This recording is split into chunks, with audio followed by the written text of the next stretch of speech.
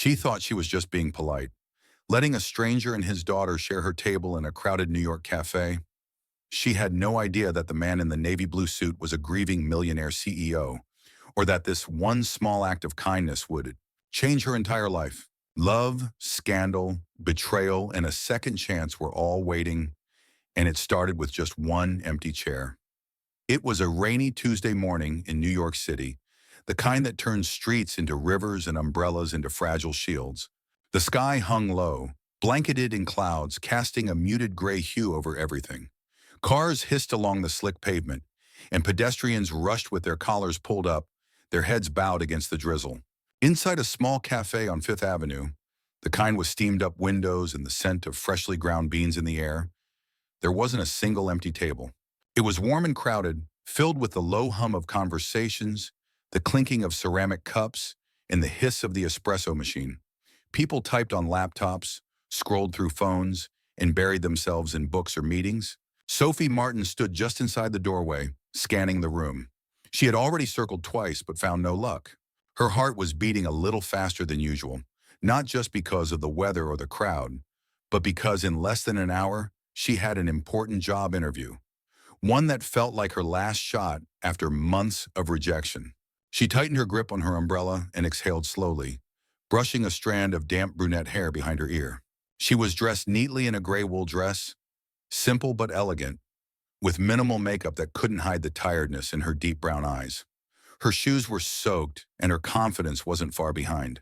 Still, she held her chin up and moved toward the counter, ordered a cappuccino, and turned back to survey the room again, hoping for a miracle. That's when she heard the voice.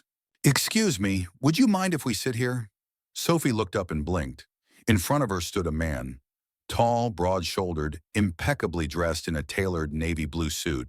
His dark brown hair was perfectly styled despite the rain, and his eyes, also brown, held a strange combination of intensity and warmth. Standing beside him was a little girl, maybe 6 or 7 years old, in a pink and white dress and a light cardigan.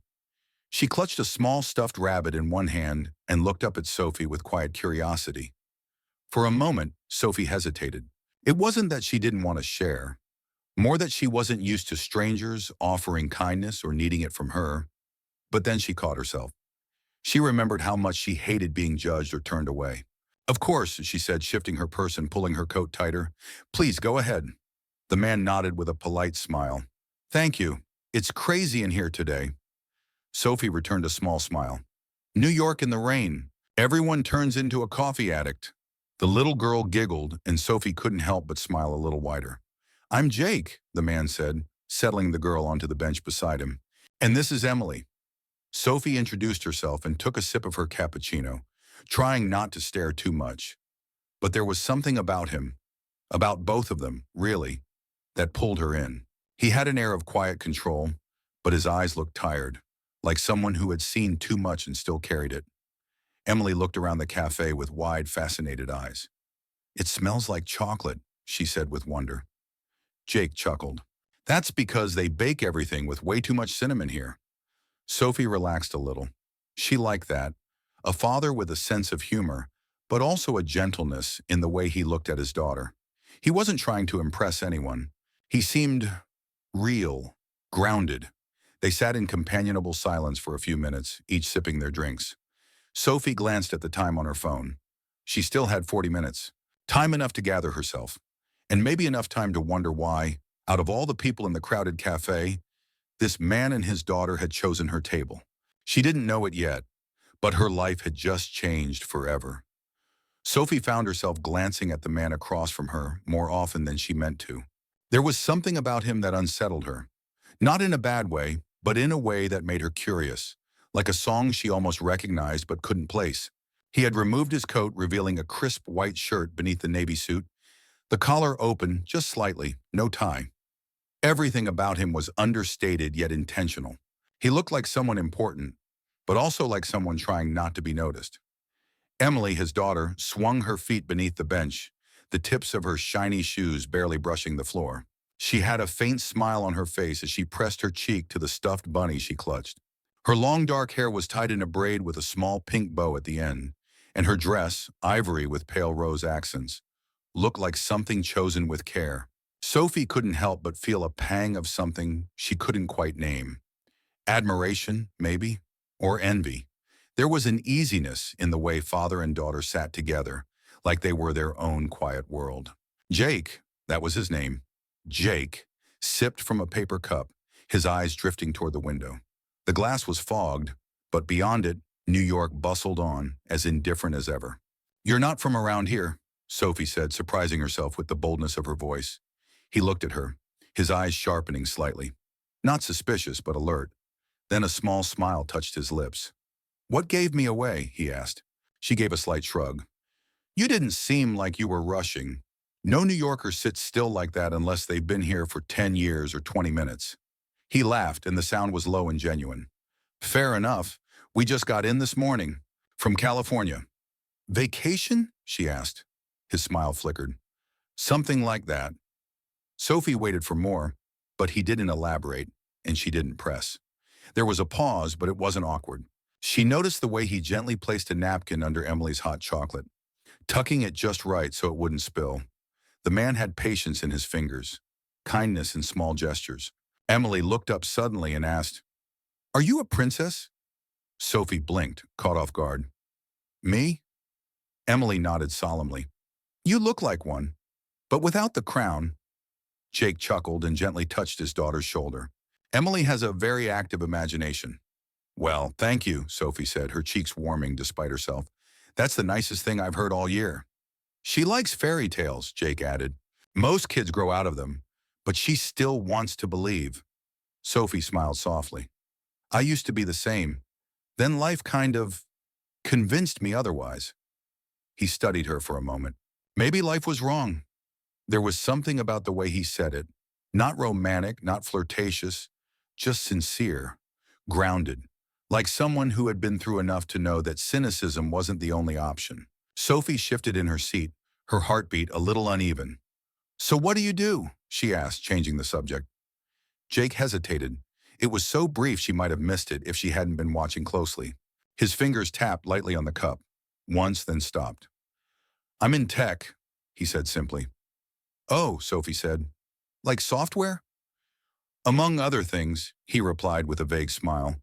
She didn't push further, but she noticed the way he steered the conversation away, cleanly but not coldly.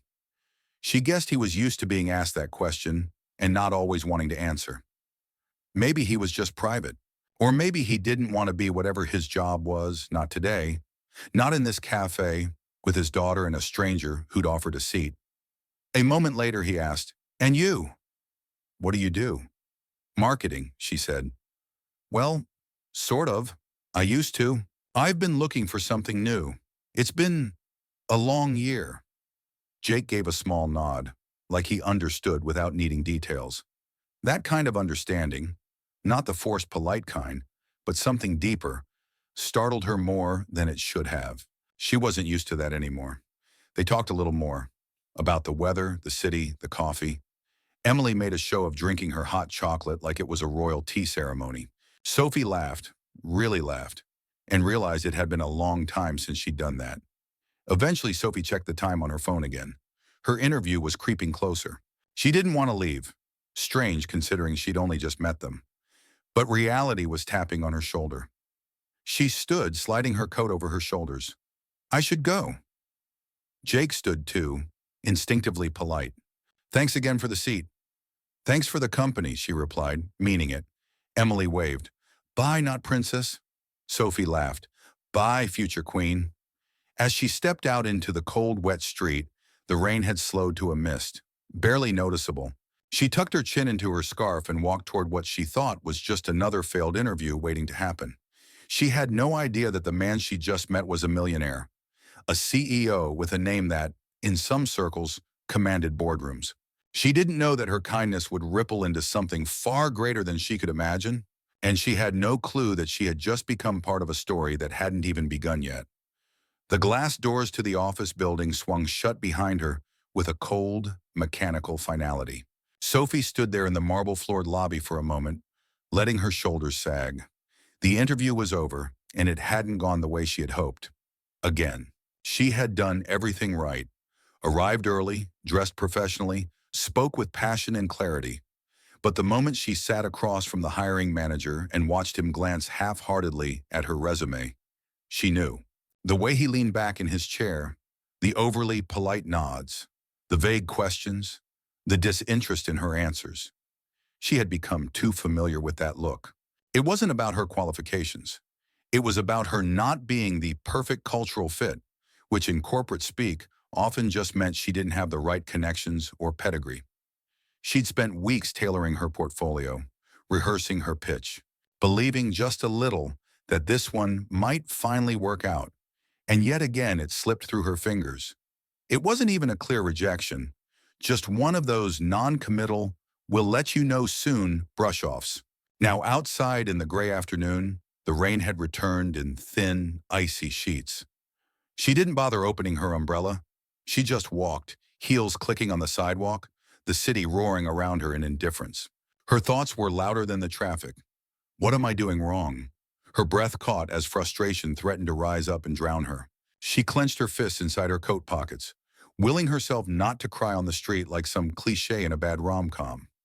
She wasn't heartbroken over a man. She was heartbroken over hope, over how exhausting it was to keep trying again and again and still feel invisible.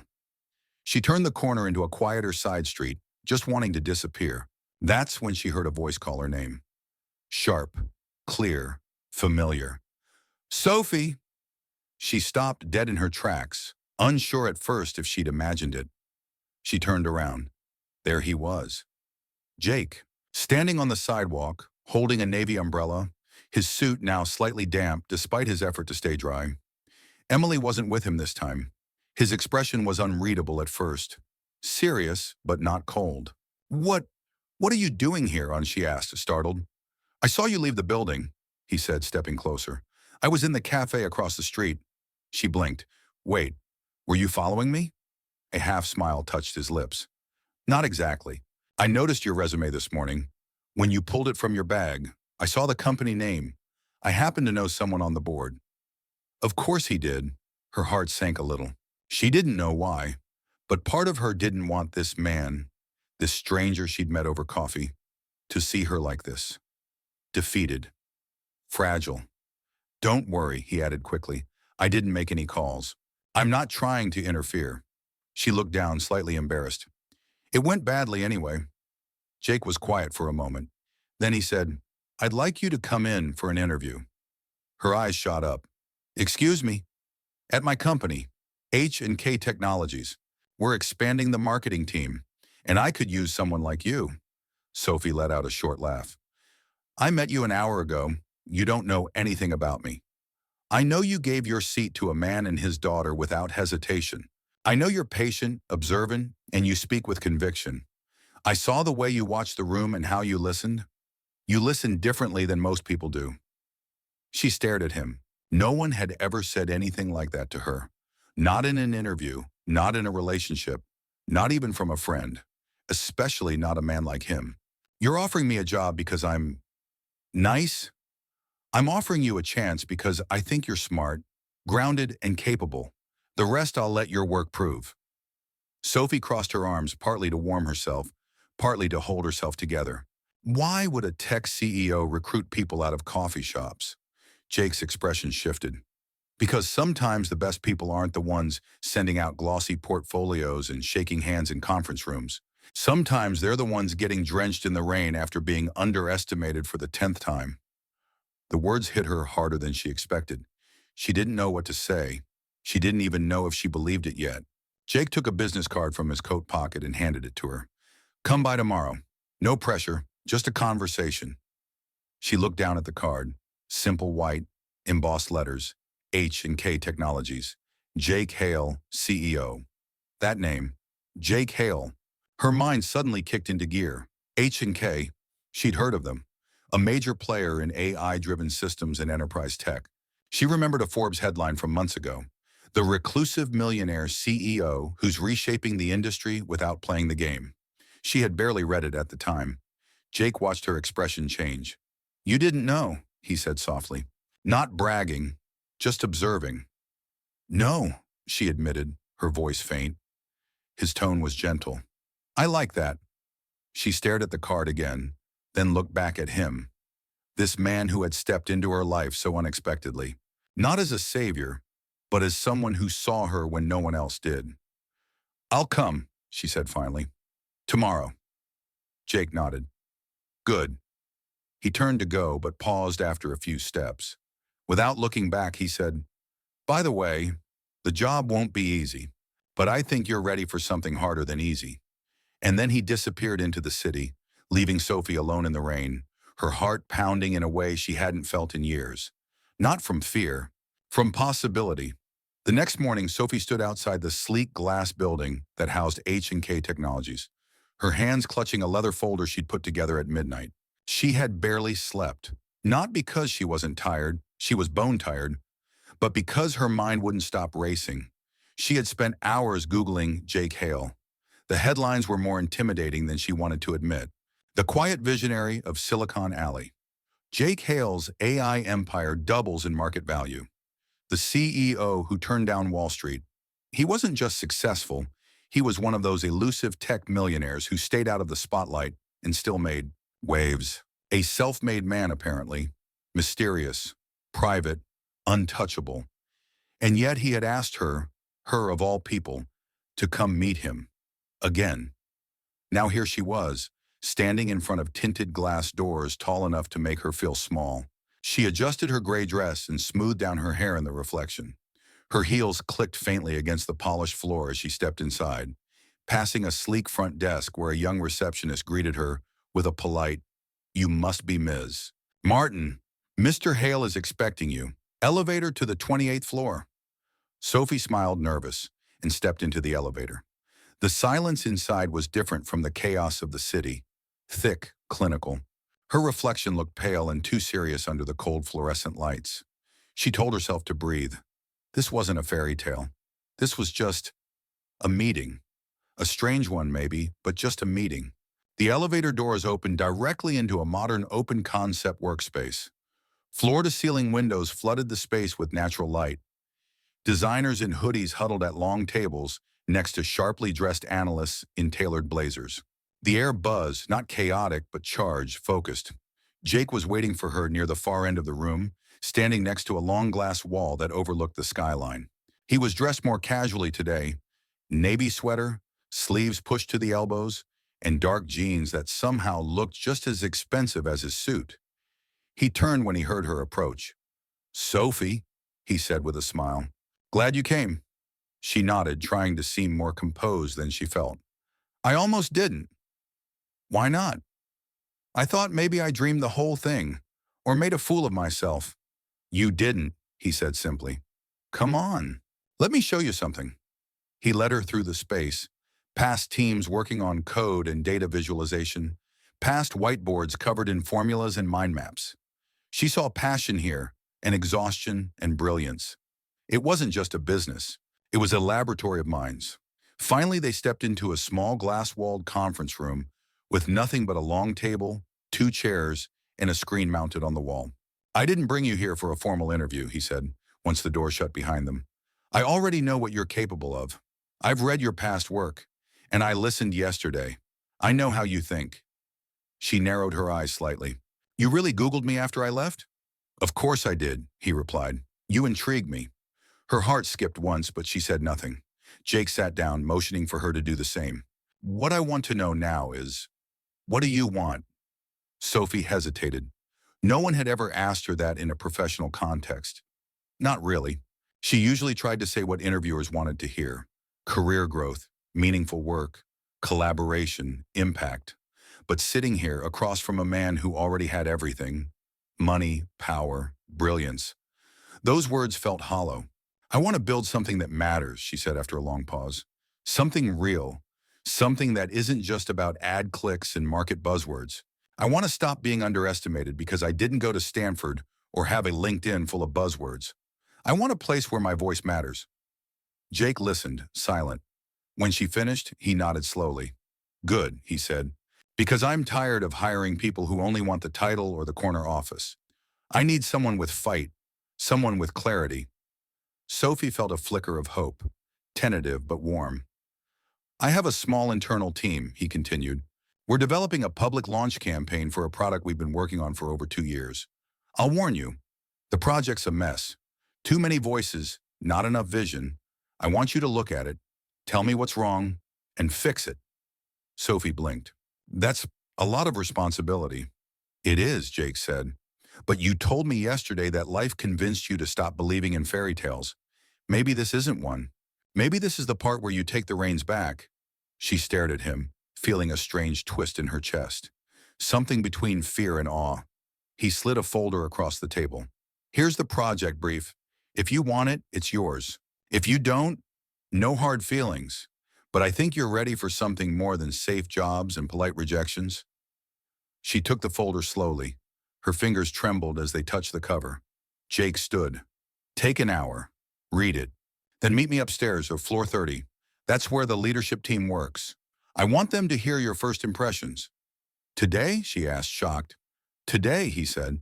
You have good instincts. Let's put them to use before the fear talks you out of it. And with that, he left the room. Sophie sat alone in the glass box, folder in her lap, heart pounding like a drum. She had stepped into this building thinking she might get an interview. What she got instead was a challenge, a test, an open door, the kind that rarely opened twice. And for the first time in a long time, she felt like maybe, just maybe, she was ready to walk through it. The weeks that followed moved like a whirlwind, both exhausting and exhilarating. Sophie had accepted the challenge that Jake laid before her without hesitating, or rather, without giving herself the time to overthink it. And now, every day, she found herself stepping into H&K Technologies with a focus and drive she hadn't felt in years.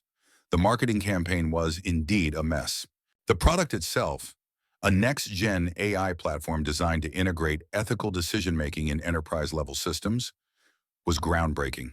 But the messaging around it was vague, bloated, and scattered across 3 teams who barely communicated with one another.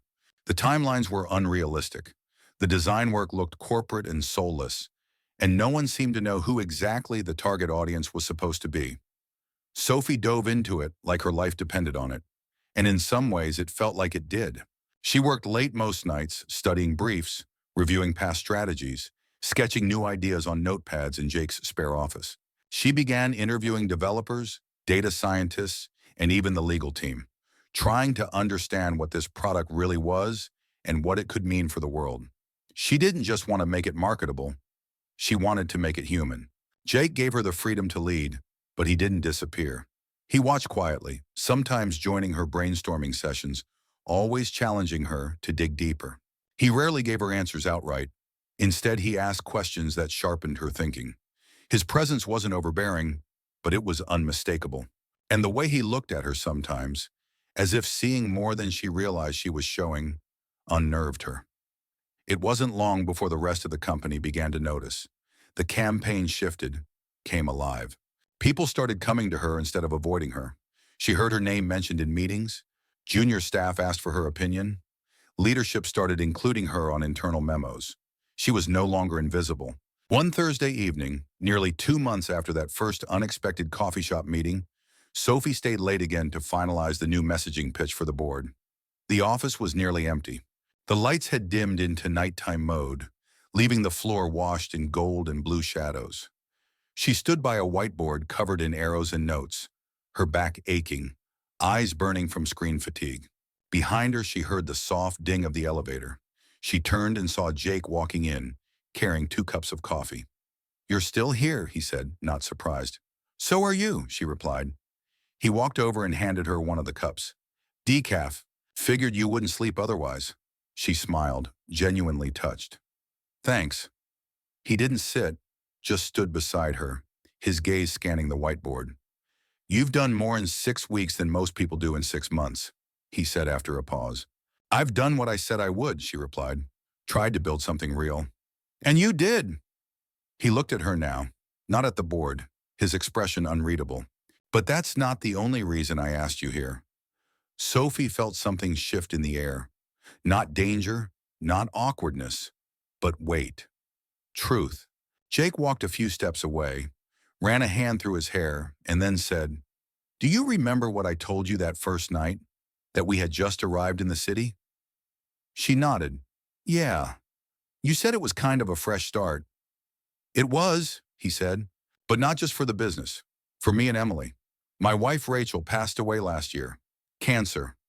The words landed between them like glass shattering quietly. Sophie's heart skipped. Her mouth opened slightly, but she didn't interrupt.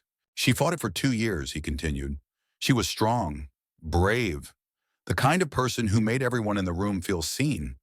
When she died, Emily changed, stopped talking as much, became scared of sleeping alone.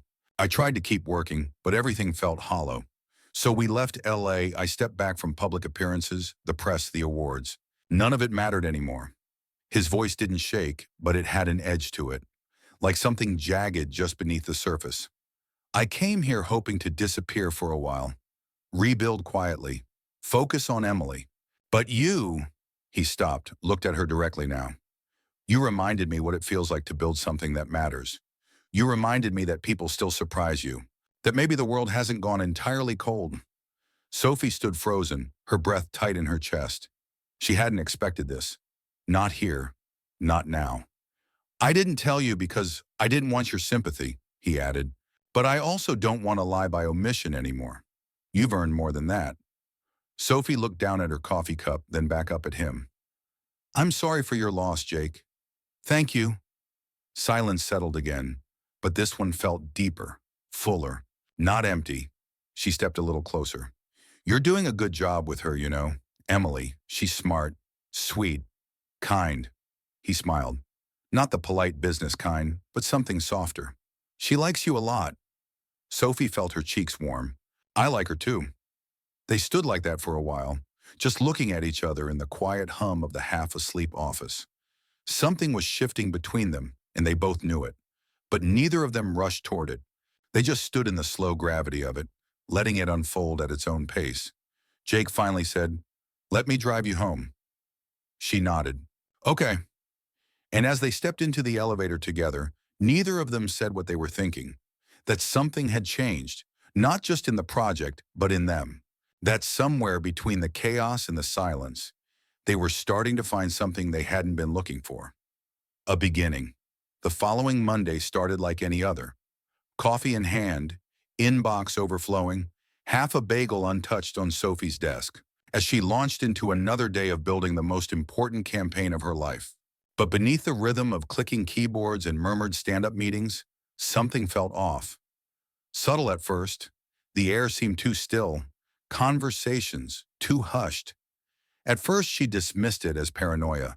Maybe she was just overtired. But then, as she walked toward the elevator to head to a meeting with Jake, her phone buzzed with an alert. Breaking. H&K CEO Jake Hale under investigation for financial misconduct. Exclusive. Anonymous whistleblower accuses tech giant of inflating contracts and misreporting earnings. Her steps stopped cold. She read the headline 3 times. Then again, her breath caught. She tapped the article. It was full of vague accusations, technical claims involving shell companies, creative accounting practices, references to stock manipulations. It was written in sensationalist tones, with Jake's photo splashed across the top, taken from some gala years ago before Rachel passed. He looked younger, more polished. The article said very little with certainty, and yet the message was clear. Someone wanted blood. Sophie's heart thudded in her chest as she turned and made her way toward the executive floor. The elevator ride felt longer than usual. When the doors opened, she saw it instantly. A cluster of senior executives standing outside Jake's office. Their expressions tight, their voices sharp. Some glanced at her, 1 or 2 looked away. Inside the glass walls of the conference room, Jake sat at the head of the table. His sleeves were rolled up, jaw tight, face calm. Too calm, but his eyes were dark with exhaustion. Emily wasn't in the building today, thankfully. "Sophie," he said, standing as she entered. "Come in." She stepped inside. One of the board members, a silver-haired man named Mark Ingram, whom she'd only met in passing, narrowed his eyes at her. "Should she be in here?"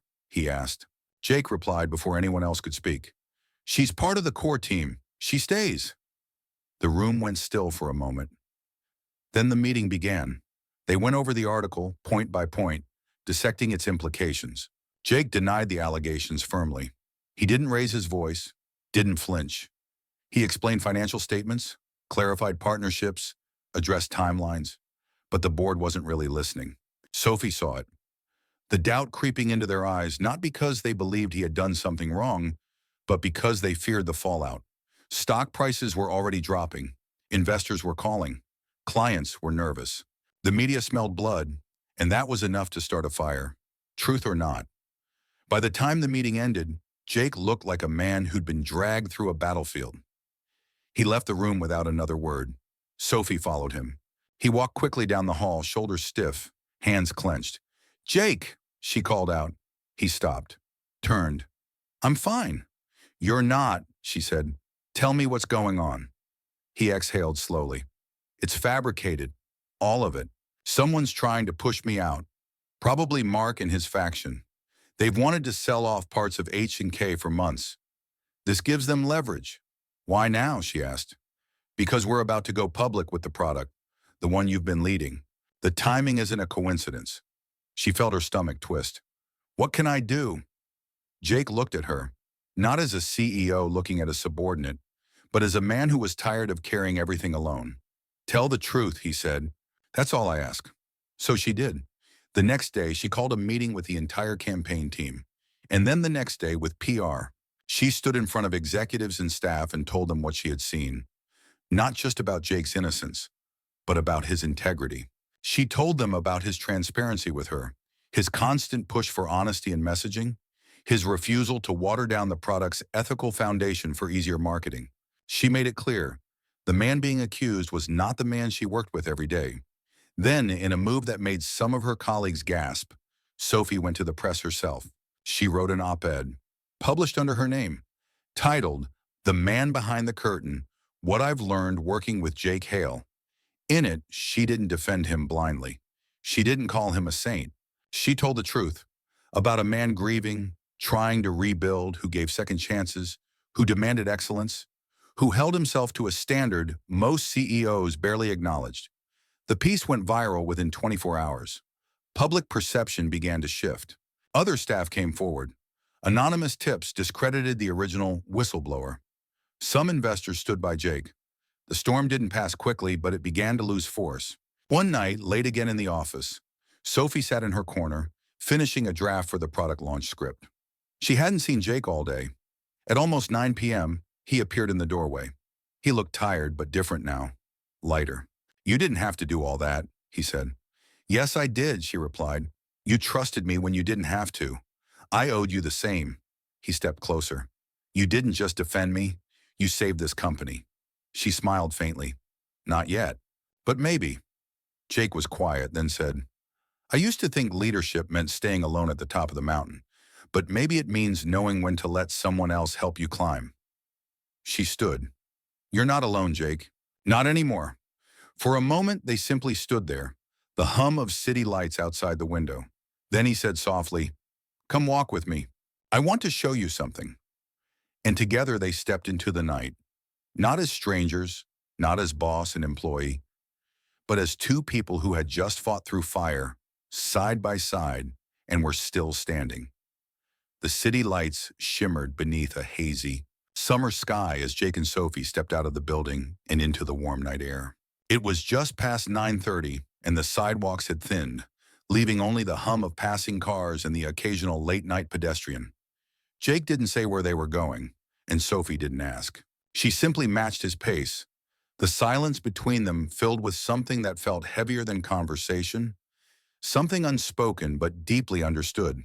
They walked down 7th Avenue, past storefronts with their metal shutters pulled halfway down, past flickering neon signs and couples sharing quiet moments at street corners. Sophie kept glancing at him from the side. He looked different tonight. The storm he'd endured hadn't broken him. It had refined him. His expression was thoughtful, but not tense. His hands were no longer clenched. He walked with the kind of calm that only comes after a person has survived something they weren't sure they would. After a few blocks, Jake turned down a quiet side street and led her into a small park she hadn't noticed before. It was tucked between two buildings lit by soft ground lights and shaded by trees in full summer bloom. A few benches were scattered between flower beds and narrow walking paths. In the center, a small fountain trickled, It sounded peaceful in the otherwise quiet night. He sat down on a bench and motioned for her to join him. She did. For a while, neither of them spoke. The only sound was water and wind in the trees. Sophie sat with her hands in her lap, glancing occasionally at Jake. The way the light fell on his face, warm and flickering, made him look almost vulnerable, younger somehow, or maybe just more real. Finally, Jake broke the silence. I was 24 when I started my first company, he said. I had no idea what I was doing. I had a decent algorithm, a lot of late nights, and this insane belief that I could build something that mattered. Sophie listened, not interrupting. We grew fast, too fast. I was flying to Tokyo one week, Berlin the next. I didn't sleep. I didn't eat right. I lost friends, but I kept pushing. Then I met Rachel. His voice softened. She was the first person who didn't care about what I was building. She cared about who I was becoming. Sophie turned toward him slightly. She reminded me that success means nothing if it isolates you. That ambition without connection is just noise. She slowed me down, made me look up. He paused. When she got sick, I tried to fix it, like it was a problem I could debug.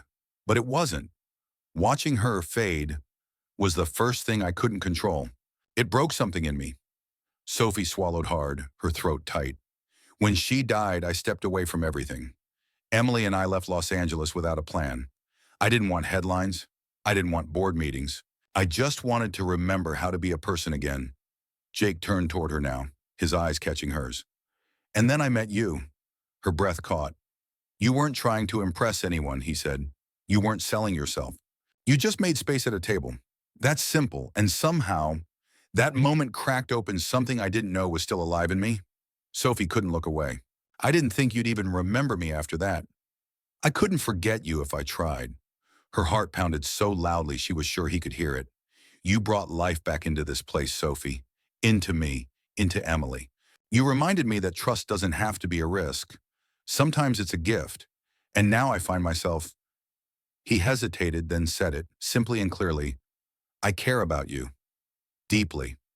Sophie blinked, a sudden swell of emotion rising in her chest. I didn't expect any of this, she whispered. Neither did I, Jake said. But I don't want to hide behind caution anymore. Not in work, not in life, not with you. He reached out then, slow, deliberate, his hand brushing against hers. She didn't pull away. Their fingers intertwined, and it was such a quiet, intimate gesture, but it felt monumental. Like all the chaos and struggle and doubt had led them here, to this small bench in a hidden park, where something soft and certain had finally taken root. Sophie looked at him and saw not the millionaire, not the CEO, not the man headlines chased, but the man who carried his daughter's stuffed rabbit through a rainy cafe. The man who gave her a chance when no one else did. The man who stood back when she needed space and stepped forward when she needed strength. I care about you too, she said softly. He leaned in slowly, and she met him halfway. Their kiss was not rushed. It was quiet, steady, and warm. The kind of kiss that doesn't scream with passion, but hums with promise. A kiss built not on adrenaline or fantasy, but on long nights, honest fights, shared pain, and unspoken loyalty. When they finally pulled away, they both exhaled at the same time, laughing softly like they'd both just crossed a line they'd been tiptoeing around for weeks. Jake smiled. You've made my life unpredictable in the best way. Sophie grinned, leaning her head gently on his shoulder. Good. You needed a little chaos. They sat in silence again, but it was the kind that didn't need filling. The kind that said, we're here now, and we're okay. In the distance, the city lights blinked like stars. But here in this quiet space between two tired hearts, something new was beginning. Something real. Something theirs. And it was just the start. It was nearly a year later, on a bright Saturday morning in late spring, when Central Park bloomed in full color and the city, for once, seemed to move a little slower, a little softer. The air was warm but not heavy, carrying the scent of lilacs and fresh-cut grass as sunlight filtered through the trees like gold. Sophie stood at the edge of the small garden clearing near Conservatory Water, the place Jake had chosen. It wasn't a grand cathedral or a marble hall. It wasn't supposed to be. It was quiet, intimate, filled with flowers and laughter, and the soft rustle of leaves in the breeze. A place where children's laughter echoed from sailboats on the nearby pond, and street musicians played gentle jazz in the background. It was perfect. Her dress was simple, ivory silk that moved like water with every step she took. Her dark hair was pulled back into a loose twist, with just a few strands escaping in soft curls around her face. Her makeup was light, natural. She didn't need anything more. The glow on her face came from something much deeper, a peace, a joy, a sense that after years of stormy skies, the sun had finally decided to stay. Emily, now 8 and growing into her mother's grace, and her father's eyes, stood beside her in a rose-colored dress with delicate lace trim. She clutched a bouquet nearly as big as her shoes perfectly polished, a tooth missing in the front of her wide, proud smile. She had taken her role as flower girl very seriously, and today her happiness was as visible as the blossoms she carried. "You look like a real princess today," Emily whispered as they waited. Sophie knelt slightly, brushing a piece of hair from Emily's forehead. "Only because I have the world's best maid of honor." Emily beamed and squeezed her hand. "Daddy's going to cry," Sophie laughed. "Think so? He cried when you made pancakes the first time. He cries easy." They giggled together, and Sophie felt a wave of emotion rise in her chest. This wasn't just a wedding. This was a promise, not just to Jake, but to Emily too. To all three of them. A promise to never walk away from the hard parts, to keep showing up, to love fiercely and patiently, even when life refused to be easy. Moments later, music began to play. A gentle acoustic version of "Here Comes the Sun." Guests turned, smiling as Sophie and Emily began their walk through the rows of chairs, through sunlight and petals, and tears waiting in the corners of so many eyes. Jake stood at the end of the aisle, wearing the same navy blue suit he'd worn the day they met. It had been altered slightly since then, fitted better now, but it still held the memory of that rainy morning in the cafe when he had asked a stranger for a seat and found instead the beginning of everything. His dark brown eyes locked with hers as she stepped closer, and though he didn't cry, not yet, they both felt the weight of this moment settle over them like something holy. When they reached him, Emily kissed Sophie's hand and passed her off with dramatic flair, earning a quiet laugh from the guests. Then she stepped back beside the officiant with a pride that only an 8-year-old could wear so naturally. Jake took Sophie's hands, and for a moment, they just looked at each other. No one watching knew the whole story. Not really. They didn't know about the late nights spent talking through grief, or the quiet mornings making breakfast with Emily while the world still slept. They didn't know how hard Sophie had fought for her career, for her self-worth, or how many times Jake had sat alone in his office, wondering if he'd ever feel whole again. But Sophie and Jake knew. They remembered the rain, the doubt, the scandal, the kiss in the park, and they remembered the first moment, just a chair offered to a stranger in a cafe. The officiant began to speak, but most of the words faded into the background until they reached the part that mattered. "Do you, Jake Hale, take Sophie Martin, not just as your partner, but as your equal, your ally, your home?" "I do," Jake said, his voice steady, full. "And do you, Sophie Martin, take Jake Hale, not for what he's built, but for who he's become, as your heart, your family, your future?" "I do," she whispered. Then came the rings. Simple, classic. A symbol, not a statement. And then came the moment everyone had been waiting for. "You may kiss." And when Jake pulled her gently toward him and kissed her, there was no applause. Not right away. Only silence. Reverent, stunned. The kind of silence that only happens when people are watching something real. Then the clapping came, and the laughter, and the music. Later there would be toasts and dancing, cake and spilled champagne, and Emily twirling barefoot on the grass until her curls bounced like confetti in the air. But in that single moment, in the kiss, in the quiet, in the promise made, Sophie and Jake knew they had rewritten their stories. They had both lost. They had both grieved. They had both stumbled. And yet somehow they had found each other. Not because of fate, not because of luck, but because one woman said, "Sure, you can sit here," in a crowded cafe, and a man said, "I think you're ready for more than safe," on a rainy New York street. And that was how everything, absolutely everything, began. This story isn't just about love or about a wealthy man and a kind-hearted woman. It's about how a single, ordinary act of human decency can quietly become the beginning of an entirely new life. Not heroism, not strategy, not perfect timing, just sincerity. What moved me most was that both characters, broken in different ways, strong in different ways, didn't rescue each other. They recognized each other. Jake wasn't looking for a new wife. Sophie wasn't chasing a millionaire. Neither of them was searching, but both were open to what could happen when you stop shielding yourself from the world. The ending felt quiet, mature, and honest. No fireworks, no forced drama, just warmth, trust, and the kind of happiness that grows slowly, but lasts. It's one of those rare stories where romance doesn't interrupt personal growth, it supports it. And maybe the most powerful part, it reminds us that life doesn't always change with a dramatic moment. Sometimes it changes with a single question. May I sit here? And what happens next depends entirely on the courage to say yes.